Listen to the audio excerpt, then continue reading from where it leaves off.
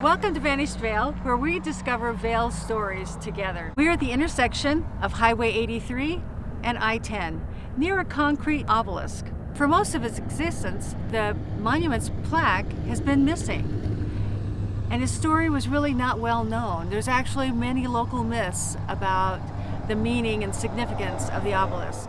Now we know that the obelisk was built to honor Lamar Cobb. But who was Lamar Cobb? And why is the obelisk here in Vail? And who placed it?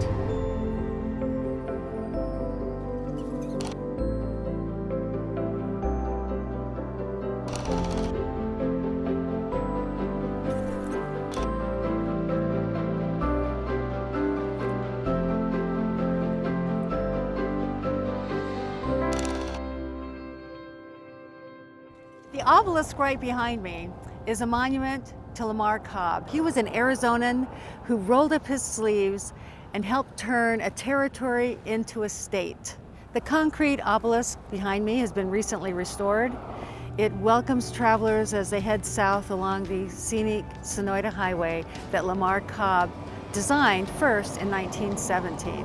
Vail Preservation Society is so proud to have been able to work with ADOT and our great partners at Granite Construction Incorporated on the restoration of the Lamar Cobb Monument.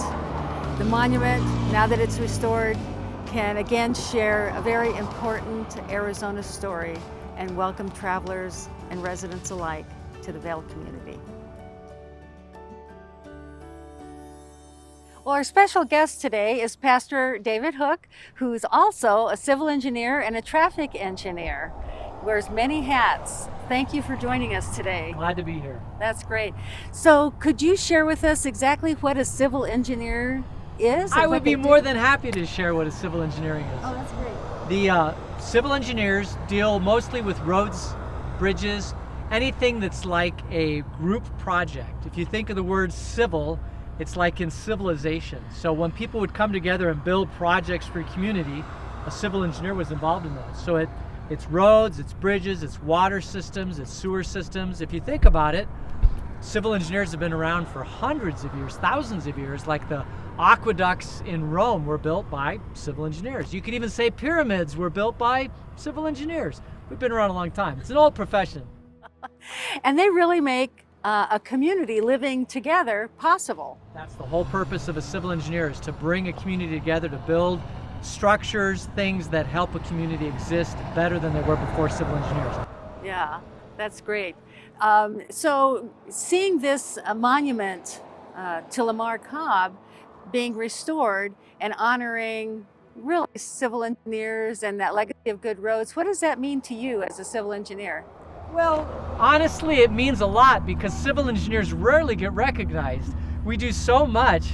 And to actually see a monument to a civil engineer is a wonderful thing, because I know that he had to do a lot of stuff with very limited tools and try to make the roads better, make the community better. And I'm sure he spent lots of time and effort and energy and passion in it. And just to see him honored is a really, really wonderful thing. Now, this monument is right next to Highway 83. And it's a designated scenic highway. When you drive that highway and really see his work, and the alignment of the highway now is not what he designed, but in 1917 Lamar Cobb designed the first Sonoyta Highway. But so what is that really, as you drive through that and you think about the design work that had to take place, what are some of your thoughts about that? Well, anytime you drive through a highway and you're a civil engineer, you notice things about the highway, how much the road curves and how much it tilts, whether or not it's safe, whether or not the guardrail is safe and stuff like that. But they didn't have a lot of that back then. Back then it was just a very narrow road.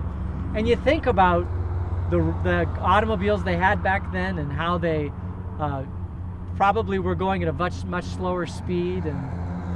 But there's a lot of work of blasting and creating a road. It doesn't just happen.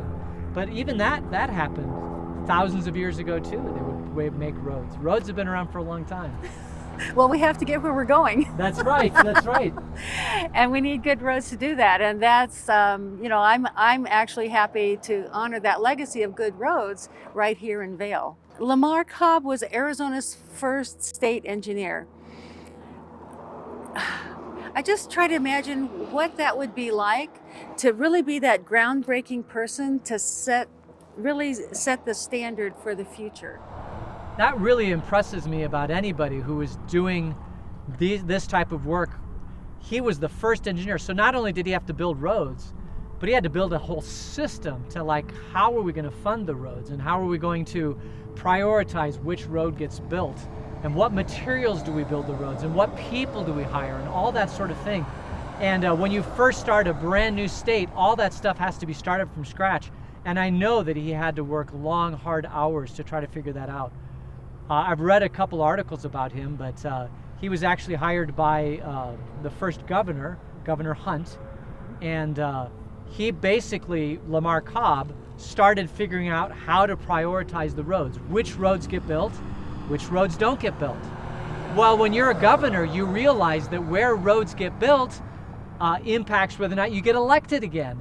And so it became it's always a very politicized process to figure out where public funds should be spent.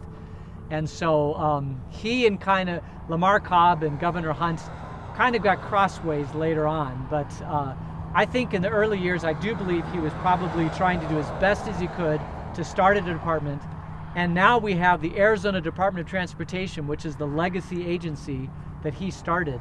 And he was the one that laid all the groundwork for it and probably does not get near enough credit about all the work that he did. Yeah, well, and I'll take this opportunity to thank ADOT for partnering with us and allowing us to work with Granite Construction to restore this monument. Yeah, they've done a great job, and Granite Construction's done a great job, and it looks beautiful, and it's just a great testament to somebody, a little known figure in history that probably should have more recognition than he gets. Yes, yes. And when you think about the purpose of roads, Lamar Cobb was a civil engineer at a point in time when the function of roads was changing really from serving a specific community to connecting a larger community. What's interesting is that the first civil engineers to do roadway design mostly came out of the railroad design. So a lot of the terminology used early on in roadway design actually came from the railroad. Which is interesting, and all those engineers came from, all the surveyors came from railway projects. But it was rapidly transformed. Before, it was the trains that got you from place to place, and then the roads were built within a community. Yeah. And it wasn't until what you're talking about, till it kind of became one entity that would build the long roads and the short roads in a community. Mm-hmm. I think a big question is, why did Lamar Cobb's monument to his work and his life end up here in Vail, Arizona? Do you have the answer to that question? I do actually. So Lamar Cobb designed Highway 83 in 1917, and Highway 83 replaced a road called the Borderlands Road. So he really designed, this scenic route that we all love to drive down as we're going down to Sonoyta and other places to the south. In 1910, Lamar Cobb was a member of the Arizona Constitutional Convention. He actually helped shape the Constitution of Arizona that we still live under today. Incredible. He really cared about the civic life of where he lived. So in 1918, he decided to run for governor. Of course, Governor Hunt was a very powerful man in Arizona, and there was some discord. And after that election, of course, Lamar Cobb didn't win. He went back to his hometown of Athens, Georgia, where he was born for a few years. But I think he really missed Arizona. He came back out years later, and in 1926, he passed away. So in 1927, Governor Hunt decided to honor Lamar Cobb's legacy of good roads and his service to Arizona. And, it seemed fitting that the monument should be placed alongside of Highway 83 that he designed in 1917. That's a beautiful place for a monument, that's for sure. It is. Vail's a beautiful spot. We have so many beautiful mountains around us. He would be very proud to know that his monument's here in Vail. I think so. 100 years ago, building a road in Vail would have been very challenging, because one of the things that we have here where we are in Vail is a lot of arroyos and washes that are very difficult to traverse by vehicle or by stagecoach or even by horse. And so that created when you get into the foothills of this area where we are in Vail, you had to build large bridges and culverts, and even like the Butterfield stagecoach had to figure out a way to navigate this area because it's not flat land. There's lots of washes and deep washes. And if you go look at some of the old train trestles that still exist, they built some old train trestles to get through these washes, and some of these are built 100 years ago, and they're still in existence and they still work. This is a challenging area to build in because of all of that. Now today we have an incredible ability to build roads and culverts across the large washes, but back then it would have been quite a challenge. And that's probably why Vail's road system developed the way it did, with so few what we would call arterial roads, Right. which actually can cause us to be isolated in some instances. The main road that goes from Downtown Road to Colossal Cave, if you follow the contour of that road, actually goes on a ridge line of mountains to get over there. It doesn't go in the valley, it follows a ridge line. And you can still see pieces of the old road from aerial photographs where they tried to keep the road, in a way that was safe for people. Yeah, and following the landscape, working with the landscape instead of against it, probably led to Highway 80, the first southern all-weather coast-to-coast route coming right through downtown Vail. Old Vail Road was the original alignment of the Broadway of America that came right through downtown Vail. It's amazing. When you drive on it, you don't even realize how historical some of these roads are. Yeah, it's pretty amazing. And I love Colossal Cave Road. I know it has some sharp turns in it, but I love the fact that it's an old historical road.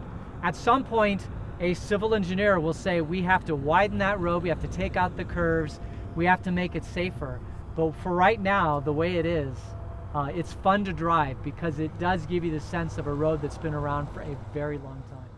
And there's something comforting about knowing that you're part of something that's been around for a while, that you're part of a continuing legacy, really, of civic involvement. And because that road was built before automobiles, so it was mostly built for people on horses or even stagecoach. Moving cattle. And actually it was in 1921 that some of the locals, including the Monthan family, Frank Schmidt and others, got together and petitioned Pima County to take over the maintenance of that road.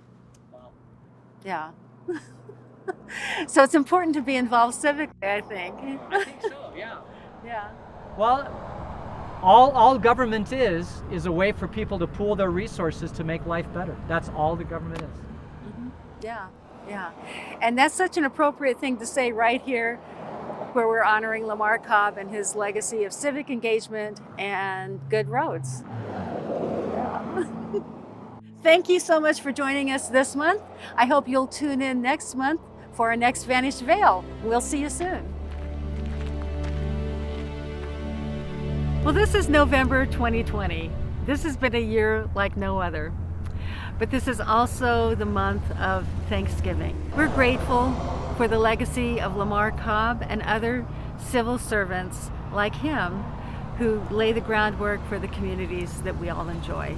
So from our family at Vail Preservation Society to you and your family, we wish you a very blessed Thanksgiving.